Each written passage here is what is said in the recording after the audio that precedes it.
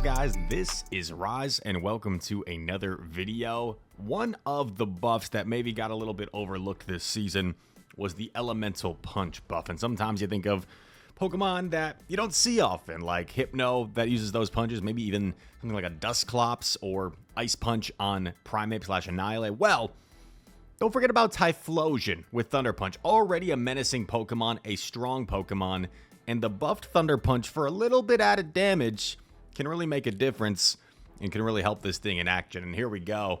We're going to start things off. We're running a double Incinerate team with a Grass type. Makes pretty good sense, right? You have your Grass counter for the Water types, two things weak to water in the back. And our opponent makes a terrific catch on the Jump Bluff, but unlucky for them, we've got a really good answer for the Jump Bluff. We're going to try and take advantage of this. Also, what kind of team are they running? ABA to fire with Sand/Jump Bluff in the back? What do they do against an Incinerate user in the lead? I don't know. But we have two Incinerate users, and we should be able to take the switch advantage here. And hard to imagine they'd come in with Sand Slash, so they actually come in with a Hypno. They do get denied. They lagged a turn there, which is unfortunate for them. So we're going to land the Brave Bird. We have the Fly back to back. We go in back to back. And then we grab that protection. I actually aggressively swap because I don't mind if this happens. Because if this happens, they combo me with the Sand Slash. I can get a full Incinerate down with Typhlosion and get energy. And look at this. It only takes 2 Incinerates. I personally thought it was going to take 3. I thought they might live 2. But only 2 Incinerates means he doesn't get off a charge attack. And it's pretty nasty. Pretty nasty stuff to start things off. No Thunder Punch shown yet, but I think there are a couple of situations within this video where the Thunder Punch does make a difference. Here we go. Ariados in the lead. Feraligatr met as the counter swap. This is not bad for us. This is not bad. I throw on Chart Attack priority. I could have got a full sneak there, so kind of wish I had gone for the extra. But I go for the double CMP mechanic here, which is a little bit cheesy. Sometimes if you win CMP and you have 2 moves loaded, you can click it, double CMP them, and they get denied. So it's a little bit cheesy. Rise, how could you? I don't know. It's to go Battle League. We're going to shield this Hydro Cannon. Now, I'm a little bit scared of a potential catch here and exactly what happens. He catches Thunder Punch on Diggersby. This is actually now really bad. This is really bad because now that Gator is going to reach a Hydro Cannon later in the game, and if Talonflame gets hit by a Hydro Cannon, it goes bye-bye. So I'm feeling like this is looking really tough now. I need to somehow force him to use the Hydro Cannon elsewhere to have a chance. If they're wondering why I didn't throw the Frenzy Plant just yet, I didn't feel like it was quite enough to knock out. So I throw the Frenzy Plant now, and there it is, enough to knock out. Don't get off the superpower. Would have been double resisted. I come in Typhlosion, hoping that he would expend the energy, but he doesn't. Oh, man, brutal. So I guess I should have come in Talon. And really, the key of the game that allowed our opponent to flip this was he got shields down, and then he caught the Thunder Punch on the Diggersby. If I'm able to keep that Thunder Punch for later, maybe I still win. Maybe I don't. Maybe he makes a, a quick read in the end anyway. And Hydro Cannon's my... catches the Thunder Punch on like Ariados, for example. Throws Hydro Cannon at my Talonflame anyway. So, well played. Just outplayed by the opponent that last game. And here we go. Going to be Chestnut into Morpeko. Not going to bother shielding the first Psychic Fangs. Not super threatening. Just not that strong of a move, even though it's super effective. We're going to build up energy. I was expecting the potential catch, so we're a little bit patient there. And Tropius is a wild safe swap. So we are going to eat a brutal swing here. I'm going to do 1 Incinerate and throw. I might even look to undercharge this perhaps to not knock out the Tropius. So I do a little undercharge, and this is going to give me 1 more Incinerate. And now we're expecting more Morpeko to come back. Although both of our charge attacks are resisted, Fly is still going to be threatening. I let this go because if it's Psychic Fangs, I can hold on. They have to Aura Wheel me here, and they do Aura Wheel. But I've still got all this energy on Chester. We save it once again.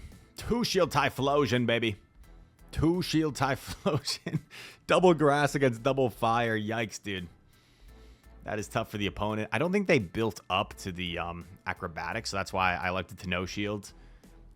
And we are going to simply shield up this area. Let's go for a full farm down. We've got all the energy in the world. Both of our Pokemon have 100 energy. We've got 200 energy. So no real reason for me to bait. And they let it go, understanding that it's pretty much over. We had 4 charge attacks loaded. They only had 2 shields. Here we go. Next game. Battle starting. We're playing against Nate. All right, solid lead. Let's see what our opponent decides to do. They go straight into Gator, and this is perfect for us because this is our best answer for Gator. So staying in here is what we're going to do, and we're going to definitely respect the Ice Beam here. Like, that could be kind of devastating if an Ice Beam connects. So we know we might get baited, but we're going to respect it. This, I know, is just a Hydro Cannon, so I don't necessarily need to shield. And I'm just going to gauge based off the damage if I feel like I can farm down or not. And, yep, feel like I can definitely farm down. What's going to come in? It's going to be... Let's see. Ooh. Toxapex. This is actually really good. Because... Oh, and actually aggressively swap. Because I don't really mind. I feel like both of my back Pokemon have, like, kind of equivalent matchups against the Toxapex. So I felt like just giving it less farm if possible and actually land the Blast Burn. That's huge. At this point, I can kind of play this how I want. I decided to just let this go because if it's a Scorching Sands and it knocks me out, I can simply farm down with Talonflame. I'm not really threatened by the Diggersby. And then I still have both of my Protect Shields for the Toxapex. And Toxapex already ate a Frenzy Plant. So Toxapex is going to be in like Brave Bird range after a few Incinerates. So here's a situation where we'll definitely use our Protect Shield, right? And we already have the Brave Bird. Really no reason for me to bait here because I can safely Brave Bird. Even if he shields, I can do one more Incinerate and then go for another Brave Bird. So going for the big Brave Bird. Bye-bye. Brave Bird. Baby. B alliteration. I don't know. Nice. 4-1 set to kick things off with this team. And we get a little Frillish as a reward. Wait, how is that so fast? Maybe there was one battle missing. That didn't seem like 5 battles, did it? That only seemed like 3. So we must have started like 2 games into the set or something. Anyway, yeah, I think that was only like 3 battles. There's no way that was a full set. Anyway, on to the next. Who we got? Easy. Chestnut into Dunsparce. Amazing lead. One of the best possible matchups for Chestnut here. Going to resist everything. They're staying in. They're staying in, which makes my job really easy. Because our backline really wants to avoid this Dunsparce, that's for sure. Dunsparce is going to destroy Talonflame, and it's not going to be very comfortable for Typhlosion.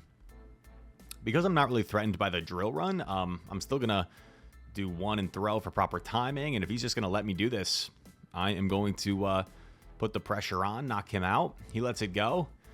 Comes in Drapion, and this is perfect. Kind of. Because... Here we're going to see the use of the added Thunder Punch damage. Look at that. Puts it already below half health. And I can live a charge attack here. So I'm willing to let this go to just get off my second Thunder Punch before going down. And then I can use whatever. If they shield this, I can use my remaining health on Chestnut to try and neutralize the Azumarill. They decide to let it go. They're going to put it all on Drapion. I come in Chestnut. This way, maybe I can get like a superpower off before dipping out. Honestly, it might have been better to just go straight Talon. But I get the shield, then I go Talon. Giving Drapion this big energy lead isn't great, but I know I can take 1 Aqua Tail. It's not going to feel good by any means. Does some solid damage. But Drapion is just going to keep on keeping on. It's going to keep on draping on. And we're just going to keep chunking away with Incinerate damage. Now, I believe they are dry at the moment. So theoretically, they could do 4 and throw. So I was a little bit surprised they gave up. Because I felt like that would have been kind of close. They would have taken 1 more Incinerate. They would have knocked out my Talon. And then it would have been a race. Vine Whip versus... Before they got to an Aqua Tail. I think I win. But it seemed like that was a situation where they probably should have played it out just in case. I think I had it, but I wasn't 100% sure. Yikes. We swap. Tie. We're met by Gastro. So normally, Typhlosion acts as the safe swap. However, there are certain games, as you'll see in this scenario, I decided to stop tapping to give Chestnut a little bit more farm. Oh, wait, no. Do I come in with Talon? No, I have to come in Chestnut. Yeah, because I can actually absorb the damage better here.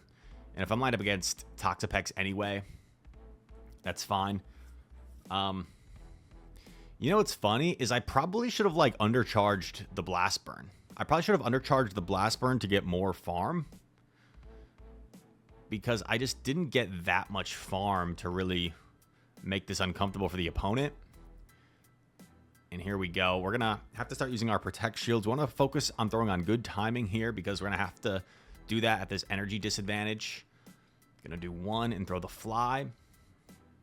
Fly, Talonflame, Fly. Our only hope at this point is that there's something in the back that we can one-shot with our Talonflame, because I think I should be able to get to the double Fly here before they get to the third Brine. So that's what we're going for. We're going to do, and it's Diggersby. It's Diggersby. So I'm going to actually throw the Brave Bird here, and this is not going to be quite enough. Unfortunately, I don't have the extra energy on Chestnut, so not ideal. Fire Punch is going to knock us out, and since they still have a shield to hide behind with Diggersby, it's going to be just a little bit too much for Talonflame here. I think Scorching Sands should be just about enough to knock us out, despite being single resisted. And well played. Unfortunately, if I had swapped Talonflame in that game, which normally you don't really want to do in my opinion, because Talonflame gets destroyed by Gator, gets destroyed by Dunsparce, which are more common than like Gastrodon. If I had swapped Talonflame in that game, however, it would have been really uncomfortable, because they probably would have been forced to stay in with Toxapex, and then their Chestnut would have been, my Chestnut would have been an absolute menace against their back too. So Talonflame swap would have been really uncomfortable for them, but we went with our Tie safe swap, which is typically our method of choice. Hypno is staying in here, and I'm going to respect the potential like Thunder Punch here. It is a Thunder Punch. I think we would have survived, but it would have put us really low. And I'm just going to double up here in the Blast Burn. So this will guarantee me both shields or switch advantage. So at least I'm going to get some sort of advantage out of this. So we go for the second Blast Burn. What's the opponent going to do? They're going to shield it up. Now, check this out. I actually decide to come in with Chestnut. And here's the reason. I do get denied there. That's pretty unfortunate. Because if they didn't have an obvious answer for the Talonflame, or for the Typhlosion swap, I'm hoping they don't have an answer for the Talonflame either. So I'm hoping my best course of action is Talonflame up a shield, and then they top left. So it looked like a pretty bad situation. Ended up being a nice little read, and we get the win there. So that was kind of my thought process. You might be thinking, like, Rise, what are you doing? Coming in with a Chestnut against a Confusion user. That is so ridiculous. Well, I think it ended up being the right call. Here we go. Gligar. I stay in because I thought it might be Sand Attack. I go for a catch here on a potential Aerial Ace, and I get the Incinerate through, which is pretty nice. Aerial Ace still chunks, though. He goes for a catch attempt, and then check this out. Also, what is Lantern doing here? Lantern, bro, what are you doing? You're like 8 seasons ago. That's an exaggeration. It wasn't that many seasons ago. Only a few seasons ago. Blast Burn. I'm hoping there's 2 shots, but unfortunately, Lantern barely hangs on. That's actually kind of brutal, because I would have loved to get a shield there or take Switch. It would have been best case scenario, honestly, to get a shield and then get more farm with Chestnut. The Gligar has a little bit of energy, so I'm looking at just pivoting out immediately. And it's Primeape. And I'm pretty confident I can just 2-shield Incinerate my way through this if need be. Oh, wait, I think I end up misplaying this endgame, actually. Rise, how do you mess this up? I shield here. I have the double Fly. I've got the double Fly. Oh, I remember what I do. I think I go for the double Fly, and then my switch timer should be up, so I have an opportunity to combo. But instead of just throwing the dang superpower, I go for the Frenzy. Why? Because I didn't want to debuff myself, but like, the debuff wouldn't have mattered. It wouldn't have mattered, Rise. What are you doing, bro? So we go for the Frenzy. At least we give minimal farm to Gligar, and now it's just going to be a race. if we can get to this fly before they get to 2. They throw on kind of bad timing, I believe, which might actually be the difference because this looked like a charge attack priority, unless they just, like, didn't throw a fast attack. But, yeah, if they had 2 there and they had thrown on better timing, they would have beaten us. So we pretty much threw the game, and we got pretty lucky to win that one. So that's a tough one for the opponent. But it happens. I throw all the time. And then within 5 seconds, I get GG's Rise. I can't believe I beat you. That was such a good game. I have no care in the world for your feelings. Superpower. Get shielded by Machamp. These Incinerates are chunking. Machamp's going to stay in. Probably going to grab both of our shields. Even though they're probably just going for Cross Chop, I'm going to still shield because it's going to do a lot of damage. Cross Chop likely coming through. They're 2 away. I need this next Incinerate to KO. And it does. That's big. In comes Starmie. And I was like, wait, why didn't they go this right away? But check this out. Boom! Look at that Thunder Punch damage, dude. Isn't that crazy? Uh-oh. In comes Talon. This is actually kind of scary. Thunder Punch is probably going to grab the final Protect Shield, but now we are shields down. So I am going to build up, go for the Brave Bird, and then a pretty easy catch, right? Like, he has to throw. He's in Brave Bird range. So pretty easy catch for me. And then we deliver our Brave Bird. And now that he's debuffed, it'll definitely KO. I think it would have KO'd even before the debuff, though. G to the G.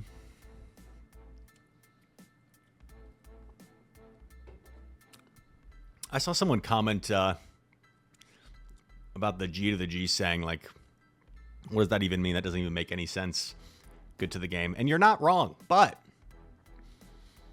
I feel like it kind of sounds cool. I don't know. I don't know where it stemmed from, but I feel like I've heard that long before my Pokemon Go days. Anyway, I say it sometimes. It is what it is. Teddy Ursa, cute, cuddly, gets transferred by Teddy Ursa. Rank 12. They said Rise couldn't hit rank 12 this season. He's proven the haters wrong. Do we have more battles with this team, or is that it? Oh, we're going to keep on going. Let's go. Marathon here. Usually this is like around the length of 2 sets, so we're getting some extra battles here. Chestnut and Mir. I probably dip right... Oh, I think I remember this game. We both dip right away into Typhlosion. And I think he might have, like, waited a turn. Oh, no, never mind. It was Simul, so it was a CMP. But because he took the Thunder Punch, now 2 Incinerates look like they're going to just barely knock out. And now he takes switch advantage. He can't really come in with Chestnut, right? So what's going to come in here? Chestnut, okay. Kind of weird. Oh, I think he just gives up here. I think he felt like once he lost switch, it was over. So I was thinking this might be the Mirror team. Because if this was the Mirror team and it was a Talonflame in the back, I'd be in a little bit of trouble here. So we're waiting to see what is it. Is it Talonflame?